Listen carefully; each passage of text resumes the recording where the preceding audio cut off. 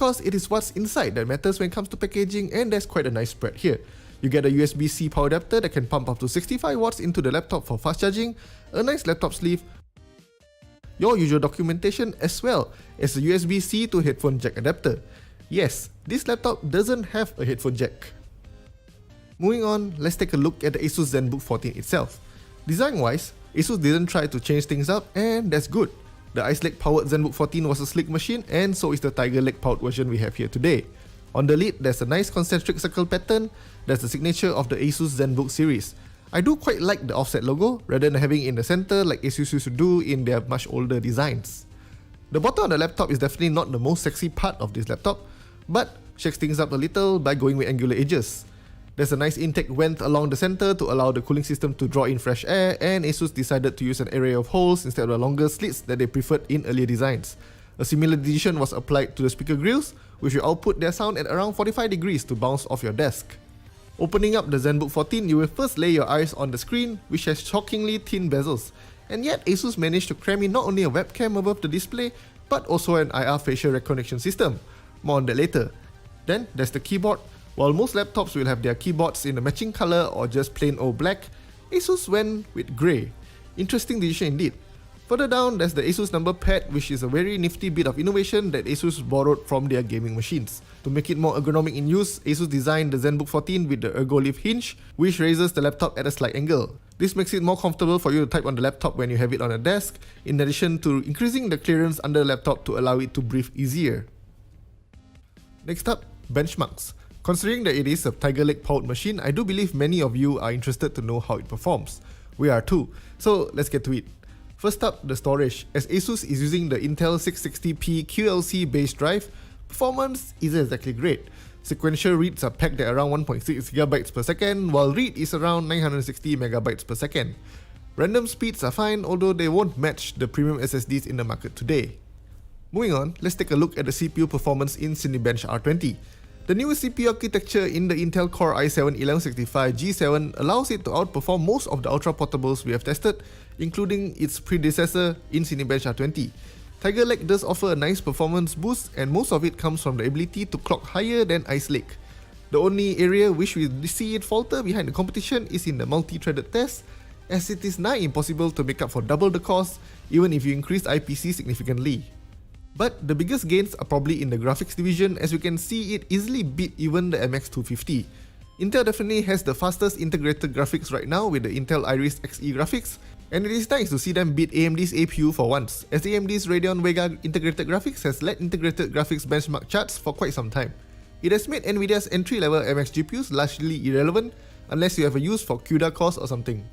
Meanwhile, over in PCMark, we see it gauge the overall performance of the machine, and here we see the Asus Zenbook 14 offer excellent performance in the essentials and productivity segments, while taking a step back in digital content creation. Digital content creation generally prefers more cores and beefier GPUs, so the Asus Zenbook 14 doesn't shine here. But that doesn't mean you can't do content creation, it just means that it won't be as great an experience as you would probably get from a beefier machine. On top of all that performance, it also offers pretty good battery life. With such performance gains, it is quite impressive to see that the Asus Zenbook 14 UX425E only loses so little in terms of endurance versus its predecessor. Here we see them pitted head to head, and we can see that the biggest gains are in graphics performance. Up to 45% improvement in superposition is no joke at all. And of course, on top of that, we still get a nice CPU performance bump, so overall it is a pretty big upgrade. 13% worse battery life than its predecessor is probably negligible because you're still looking at more than 9 hours away from the plug with the UX425E. And while we can consider the digital content creation score by the UX425E pretty mediocre, it is still a significant upgrade over the previous generation Asus Zenbook 14 UX425. The Zenbook 14 UX425E offers an overall 10% better score in PCMark. And now, the user experience. As mentioned earlier, the laptop features an IR facial unlock feature that works with Windows Hello. Unlike their older implementations, this one here works really fast. Once you have set it up, it will almost instantly recognize your face once you arrive at the lock screen and unlock the laptop. During the process, you can see the IR beam flashing, but because it is so intuitive and fast, you might actually miss it in normal daily use. While previously I would have preferred a fingerprint scanner, the Zenbook 14's facial recognition is fast enough to satisfy me, and the fact that I don't have to move my hand to put my finger on a fingerprint scanner is probably a strong motivator for me to choose the ASUS Zenbook 14's facial recognition over any fingerprint-based security option. Looking down slightly, you will find a nice display. It is pretty standard, measuring in at 14 inches and sporting a regular 1080p resolution, but it is a quality one. Just look at these photographs. It is also quite good for videos, as you can see here, and in case if you haven't, make sure to subscribe to us so you can watch our videos as soon as we publish them. But of course, observing a screen through a camera is not the ideal way of picking your next laptop if screen quality is important to you, so we did run some tests as well. The display is capable of 99.7% sRGB, 68.7% Adobe RGB, and 70.6% DCI-P3 game mode volume, which is pretty great. While you might argue that 100% sRGB doesn't quite cut it anymore, most of the content online is still calibrated for sRGB viewing, so the ASUS Zenbook 14 is still perfect for content consumption as well as some light content creation. Speaking of content creation, the keyboard on this is actually pretty good. I did enjoy typing on it, as it offers good tactile feedback and there's sufficient travel distance as well. The full-size keys are also great for touch typing, as they allow me to mistype far less on this keyboard than on laptops that have a more cramped layout. The ASUS number pad feature is also a godsend, considering that the ASUS Zenbook 14 doesn't have enough room for a dedicated numpad array. As I frequently use Excel for my work, being able to perform number entries via the number pad is really much better than having to rely on the numbers above the letter keys. And the fact they can easily toggle it on or off, or just leave it on and use the trackpad and the number pad feature seamlessly is really quite amazing. ASUS definitely refined the user experience here, as now you don't have to disable the number pad to use the trackpad for mousing around anymore. If you still prefer full-sized peripherals, well, there's also the full-sized USB-A port. Yes, having USB-C is great for future compatibility, and of course the Thunderbolt 4 here is definitely the way to go when it comes to expandability, but how many peripherals today have a USB-C connector? For now, most peripherals are still based on USB-A, and being able to plug them in directly to the ASUS Zenbook 14 is a really refreshing experience, as many ultra-portable laptops today are moving towards purely USB-C, despite the fact that you still need USB-A for most of your existing USB devices. Let's not forget the microSD card slot here too, as it is quite convenient for a quick storage upgrade, or if you use a camera with an adapted microSD, it will also be very easy to transfer your shots to the ASUS Zenbook 14. A full-sized SD card slot would have been preferable for photographers, but then again, I guess this is a compromise I'm willing to live with considering how thin and portable this laptop is. Now, we have talked quite a bit about the hardware experience, now let's check out the built-in software. My ASUS will be pretty familiar to most of you who have used an ASUS laptop recently, but ASUS has taken it up a notch here and you can do way more with it now. On top of checking your hardware health, you can also troubleshoot your system as well, or update your drivers to the latest version, all in this nicely crafted UI. You no longer need to hunt for drivers as everything is now in one place. There's also a nice array of settings that can change, like the battery settings, fan profile, display profile, and even more. ASUS also added a tab where you can get your software. Hello everyone, I hope you guys can hear me. I am not very sure because yeah, it has been some time since I last did a PokdeLIVE. I think it has been like 4 weeks. Yes, I don't remember. But yeah, so today is episode 133 and today we'll be talking about the ASUS ProArt Mouse MD300. So this, if you guys don't know yet, the ASUS ProArt series is a series of devices, I guess, now, since they have mice also and also pad. So a series of products from ASUS that are targeted towards creators. So on top of the Zenbook series, which is like for business, not like full business because there's an expert book series for like business class, enterprise class, yes, but Zenbook is like the lifestyle in between. And then at the pro end of the content creator machines, you have the ProArt series. So we have already checked out the laptop before, a bit soft on the volume. I think. Hello, testing. I'm not sure whether this works better. I hope it is. Let me check on the volume side. Is it better now? Testing. Yeah, I think it should be slightly better now, right? Maybe let me just boost it up a bit more. Hello? So, yeah, fortunately, we have a new video person in case you guys haven't noticed. If you want to check her out, she did the Nokia T20 video, so you can go check that out to meet our new video person who will most probably be joining me next week. So yeah. And so yeah, that was the introduction on the ASUS ProArt series, and this is the mouse. So one feature that ASUS introduced recently with their ProArt series, starting with their monitors actually. So they created the ASUS ProArt, the ASUS Dial, which gives you more control in stuff like Photoshop, Premiere Pro, anything that involves using a little dial or anything that you can adjust. And ASUS improved on that by enabling the software to work seamlessly, and you can also configure it to how you want it.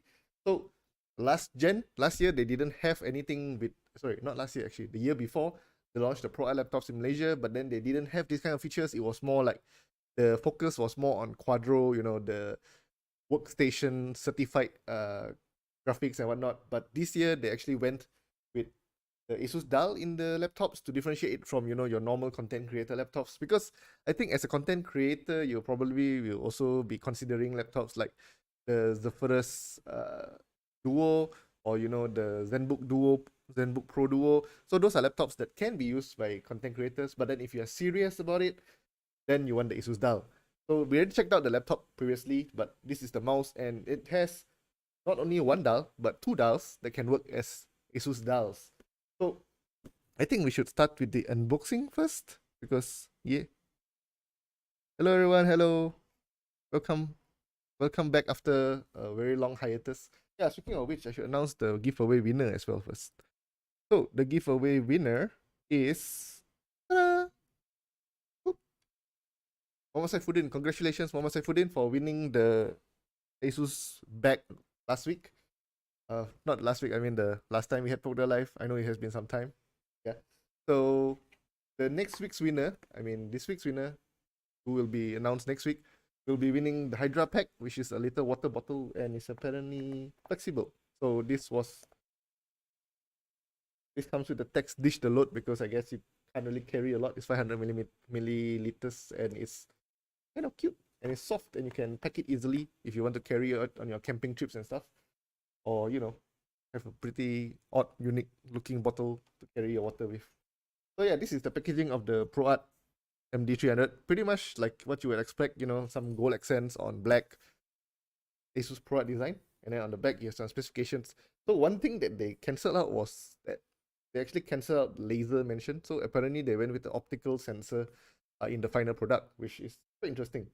So some of you guys may have tried the difference between laser and optical sensors, and some people prefer optical sensors. I personally prefer optical sensors, but I'm not very sure whether it's like really the limitations of the laser sensor technology or just the implementation. So previously I used a Razer lens head which had a laser sensor. It was sluggish in some ways. It wasn't as responsive. They had some sort of acceleration issue as well. Not sure whether it's because Razer's implementation, to allow it to run on battery and all that stuff, or it's just the inherent qualities of a laser sensor. But optical sensors are proven to be the best even when it comes to gaming and stuff. The sensor here is a 4200 dpi sensor, so not exactly like gaming grade, because nowadays gaming sensors go all the way up to 25,000. I think that's the highest I've seen. So yeah, but I think it's more than enough for most people, because even though I use a Logitech G mouse which goes up to 25,000 dpi, I don't use that high. I only use up to 1600 most of the time. Sometimes if I feel like the mouse is a little bit slow, I will increase it to 2000, and that's where I draw the line. So 4200 dpi is already twice of what I use. So yeah, this is the mouse. You can see that it is a rather large mouse. It's not a small compact mouse like what you would expect from those office oriented mouse, because yeah, I don't know why there's the kind of thing whereby they really make small mice for office, and I don't understand why is they like all office workers have small hands. So the mouse has these two dials on the side, as you can see. One is a vertical scroll, can be configured as a vertical scroll, and the other is a little dial that you can twist with a little button in the middle for you to tap it. So this uses the optical encoder, so you won't really get the scrolling issues that you get with analog. They call analog physical. I don't really know what's the term for the non-optical ones.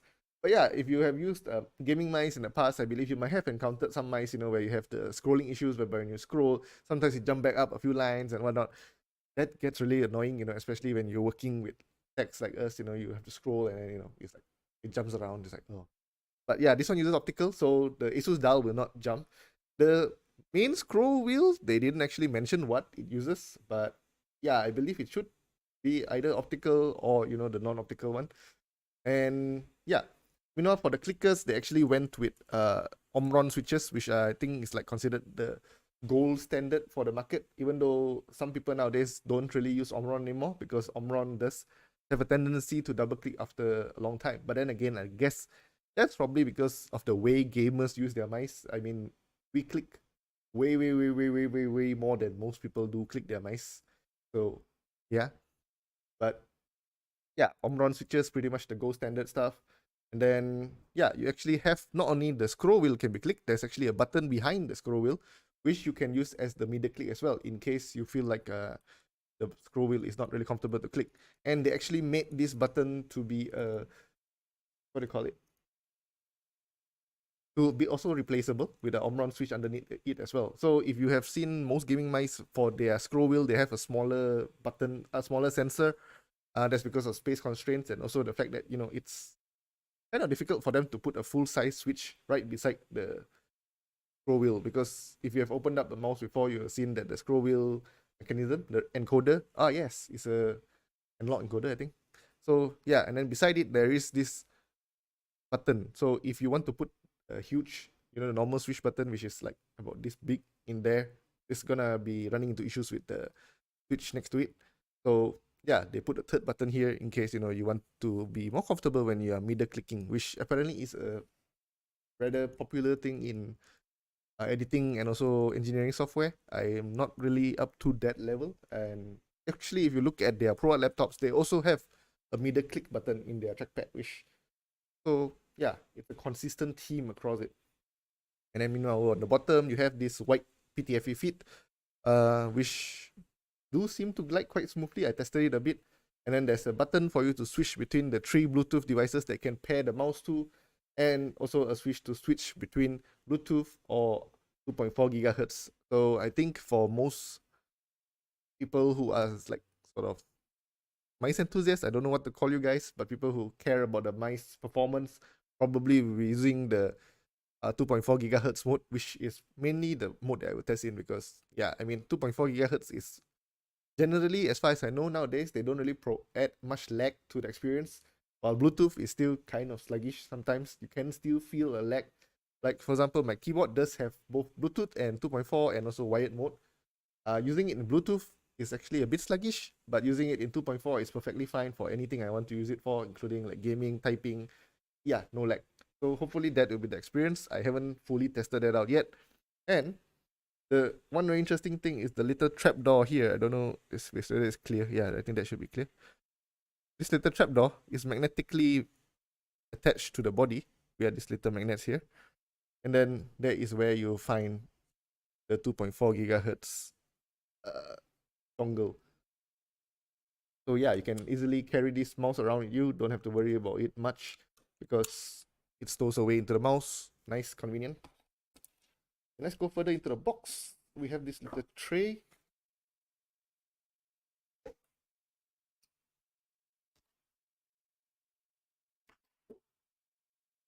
What's this?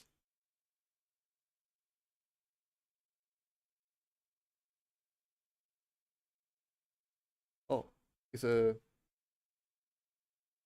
like a dongle extension, so when you want to connect your mouse cable, so instead of connecting to the mouse, when you want to have it on your desk, you can probably stick this to your desk, later extension, stick it to your desk, and then you can plug the USB 2.4 gigahertz dongle on this side. So yeah, it can stay on your desk, and then when you want to charge, you can just pull out cable, connect your mouse.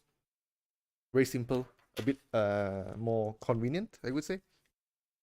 Oh yeah, and speaking of which, it charges via USB-C, so you don't have to worry about getting an extra cable for just to charge your mouse. And it also comes with a cable. It's quite short. I think it's only like 1.8 meters. I'm not really sure. Not really the longest cable I've seen. Let's see how long it is. Does it say?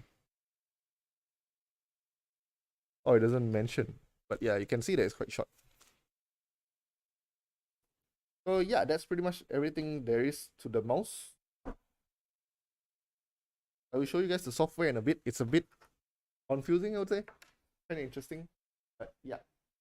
So this is the ProArt MousePad, which is a mousepad. So yeah, I don't know what to talk about when it comes to a mousepad.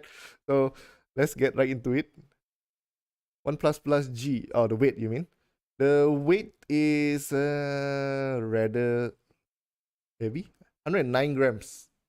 So yeah, it's not really your ultra light gaming mouse. But then again, with this many encoders, I wouldn't expect it to be light in the first place. But it doesn't feel too heavy. I think it's because of its size.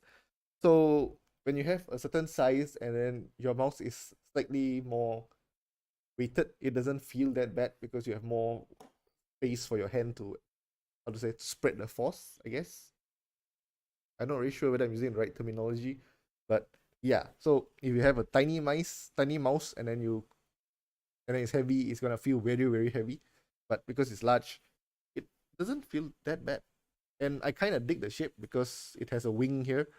You know, some mice they don't have wings, and then I do occasionally run into issues where my thumb is dragging against the mousepad. But with the wing, it's not gonna be an issue. So nice, comfortable. And I think the wing is especially necessary because of the way that, you know, the scroll wheels are right above it. So if you don't have the wing, it's gonna be kind of odd because yeah, you have nowhere to rest your finger comfortably. So unlike, you know, like mice like this, you know, you have the rubber and whatnot. This doesn't actually. It's all plastic, which is appreciated, I guess, because you know sometimes with rubber, over time they do wear out. While plastic, they usually can't wear it out. You most probably can wear out the coating, which does look very good. It's star black. I don't know whether you guys can actually see the reflectiveness of this mouse. It's like slightly reflective and sparkly. Yeah, I don't think it's very well represented on the live video. How's the stock fit?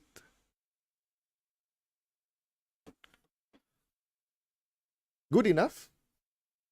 Good enough. I mean, I haven't tried, you know, stuff like the glass super glide feet yet. I've been only using normal PTFE feet, and these are the stock feet on the Gladius 2, by the way. So yeah, I don't think it's really too much of an issue.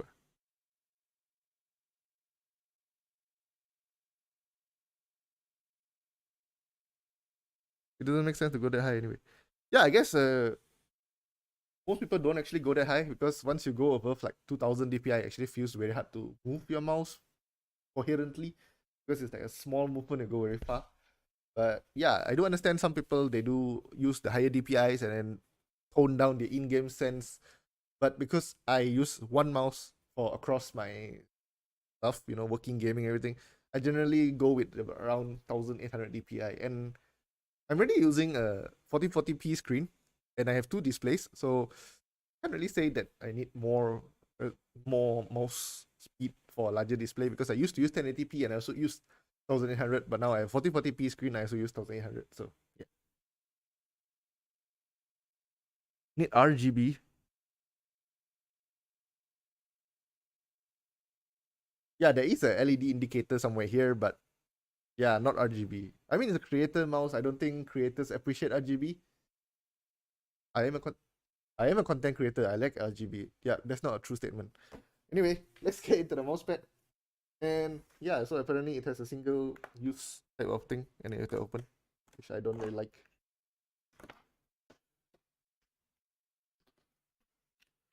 So to conclude on the stock fit question, I think it feels good and it provides enough coverage. So top, bottom, side, you know, most of the pressure points is covered with the stock fit. Probably a bit thin. Maybe we'll wear it out very soon if you don't use it with a mouse pad. But yeah, overall the glide is quite smooth. I like it. G502 is 12,000 DPI. I used to use the G502. It was very heavy. After I changed to a Basilisk, I couldn't go back to the G502.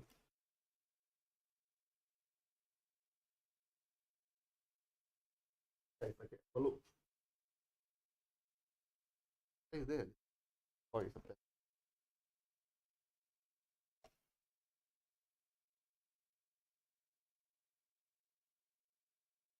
So it's a cloth mousepad. I was expecting a hard mousepad actually. I don't know why. But yeah, it's a cloth mousepad that is quite large. It's not full table size, which slightly disappointing. But then again, I can hold it up like this. You know, if it's a full table size, I can't. And apparently the top part here is magnetic. Do I have anything that's magnetic around here?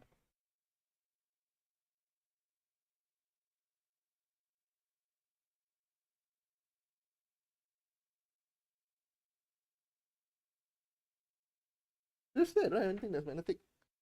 And why didn't they make this magnetic? If they made this magnetic, it could be on your mousepad, you know, easy. But yeah, so basically this top part is magnetic and this is fabric. So yeah, the fabric wise, it feels kind of like the the ROG scabbard. So it's kind of a more textured mousepad than, you know, your usual soft cloth mousepad, which I guess is good because they will allow for some slightly better control. Creators to appreciate, because yeah, you know, for your mouse movements you want a bit more control. And I think gamers also like that. Some gamers do, some gamers like speed mouse pads. It's really up to preference, but oh, it's good. With the mousepad, it's good. I like it. So now let's get into the software part of the mouse. So interestingly enough, while this is a ProArt mouse, it doesn't really work with the ProArt Creator Hub. So if you have seen our previous videos of, our previous live of the ProArt, or maybe our reviews of the ProArt laptops, they actually come with a ProArt Creator Hub software, which is pretty much like what gamers have with the Armory Crate. But interestingly enough, the ProArt mouse doesn't work with the software, and you have to use Armory Crate for this mouse, which I will show you guys in.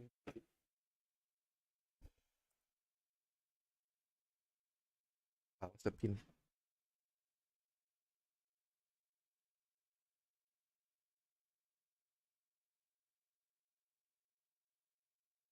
Sorry, this is not my laptop. I have to check for the pin.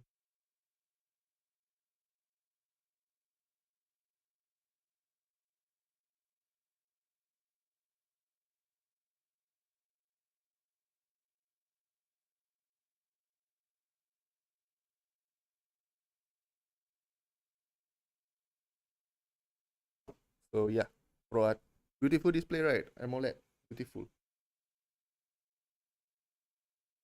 So when you connect the mouse, it's actually detected. You can see at the top here, you can actually see that there is a mouse button.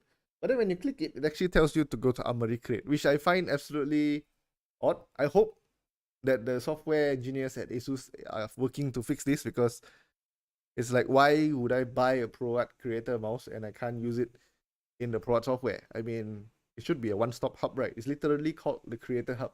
And this software is where you can adjust all the customizations, you know, for the ASUS Dial here, which is integrated into the laptop. But you can't customize the dial on this with this software, and you have to download Armory Crate, which I have actually downloaded on this laptop, this G14 here, which already has Armory Crate. So out of the box, ROG laptops and also tough gaming laptops, they come with Armory Crate. So it's a really non-issue for ROG users to use this mouse, but for ProArt users, they have to download software to use a ProArt mouse, which I find kind of odd. I honestly don't know why they decided to go with it. But in any case, so yeah, so this is what Armory Crate looks like, you know. And yeah, the laptop is running kind of hot because it's actually rendering all this stuff. And we can see, wait, I haven't transitioned for you guys yet. Sorry, my bad. Yeah. So yeah, this is Armory Crate, and this is what it looks like. So it's a very gamer UI. Then you transition to editing the mouse, and it gives you the same UI that you get here. You know, so it's that, you know, gray bronze color kind of thing. And yeah, it's in Armory Crate instead. And they actually use the ROG font for the ProArt Mouse MD300 for some reason. But anyway, yeah, here's where you get to customize your entire mouse, you know, all the buttons, you know, pretty much all the standard stuff. And then when you want to fire up, let's say, like, you know, the ASUS Dial, you can choose what you want to do with it. And then, you know, when you open Photoshop or this software in this supported by the ASUS Dial, you get to customize it as well. So all of that is what they call it. I don't know whether they can actually see my, or you can't. So actually the thing is currently configured to just system volume in the standard mode. So yeah, as soon as you turn it, you click it, and then you can adjust the volume just like that. So yeah, that's pretty convenient if you want more dials on your mouse. And of course, there's also the DPIs. They can adjust DPI 1 and 2. But to be honest, it's not as good on here because the DPI, it doesn't come with a DPI switcher button. So yeah, that's something that you have to customize on yourself to switch between the DPIs. And also there is a polling rate, of course, because yeah, this goes up to 1000 hertz on wireless apparently. And you can also adjust, how much latency you want your buttons to have, which honestly I don't think anybody wants. And also the dial speed multiplier. So if you prefer to turn it less for more change, then you can also adjust the dial speed multiplier here. And because content creators, I believe most of them will have multiple displays because yeah, you need the extra viewing area. You can also enable this seamless DPI feature, which allows you to move between the screens. And so on screen 1, let's say you can have 1800 DPI, the screen 2 can have 1600 DPI, depending on how you want to configure it. So let's say, because you transition between displays of different resolutions, sometimes you might have a very jarring difference in speed. So this is something that will help you when you have that kind of issue. Kind of nice that ASUS thought about that, to implement it, but still kind of sad that it's not ASUS ProArt Creator Hub. And of course, it also has the battery life, telling you how much battery life, the lighting alert, which I think there is a lighting alert here before this I noticed, but it seems to have gone somewhere. And yeah, it's at 100%. So I've been using it for on and off. I haven't been using it all the time. But on and off, I've been using it, and it's still 100% throughout the day. So I believe that you should be able to get quite a lot of battery life out of this. I think ASUS claims 150 days, but I believe that's for Bluetooth mode. I don't think 2.4 gigahertz will give you 150 days of battery life. But then again, this is 800 milliamp hour battery, so it's kind of large, to be honest, for a mouse. I guess that's part of the reason why it's so hefty. And then lastly, the firmware update, where, well, yeah, you can just update it via AmriCrate. So this is the kind of the thing with AmriCrate is that, because it's a ROG laptop, and then when you go into AmriCrate and then you switch between the modes like this, it's like, why is the design so different?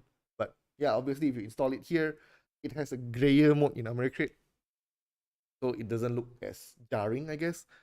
But still, I honestly hope that ASUS will implement it into the ProArt Creator Hub.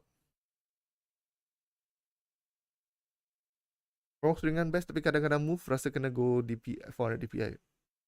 Yeah, some people prefer heavier mouse because some people find that heavier mice give them a bit better control because when you move it, you can feel it better than a light mouse. Like I personally prefer heavier phones. I know some people don't like it because it's heavy, but I like heavier phones because it gives me a sense of security and also quality, so that I know that I have the phone.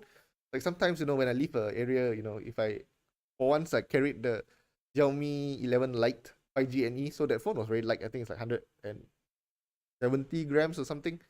So when I slide it in my pocket, I'm not really sure whether it's there. Every time when I leave it somewhere, I have to pat my pocket. But if I use my Poco F2 Pro, which is like 200 something gram, slide it into my pocket, I know it's there because it's heavy, it's pushing against me. So yeah, that's something. I guess weight is also something that is of preference to some people. If you guys checked out mice a few years ago, you guys would probably have seen mice with customizable weights, which isn't a thing now because everyone just wants to go for ultralight mice. But yeah, if you want that kind of mice, I guess I think the last mice with that kind of capability is the G502, which has customizable weights. Even the Gladius doesn't do it. I'm not sure whether I don't think the ROG Sparta I think does it. Yeah, but they're increasing rare. Most of us just focus on getting light mice. And even on my own G703 also, actually I took out quite a lot of stuff to make it lighter. But yeah, it's not obviously not as light as the ultra light mice, but yeah, light is best. It really depends. Honestly, it really depends on your own preference. Everyone is different. Ang Chong-sen, what mice do you use? I use a G703, I use the Gladius, I use the Basilisk. Where's my Basilisk, by the way? Yeah, and I also have used ROG Chakram, which was very heavy. That was very heavy. But it had features that it's something like what the ProArt has. You know, it has a joystick at the front, but that mouse had some issues. So yeah. Anyway, that's about it for this mouse. I think you guys can stay tuned for the review. It's gonna come out very soon, and I'm gonna use it for gaming as well, so we can sort of gauge whether it's like a good gaming mouse as well as a creator mouse. I think for creators it's a no-brainer because of the way that it has so many dials. You can assign whichever one you want as the ASUS dial, and that's a feature that you can do because yeah. So when you switch to the top side, the top view, and then switch to the side, you can change. So you want this to be the ASUS dial, or you want this to be the ASUS dial. See here. So it's quite customizable. Plenty of features for you to play around with if you want to.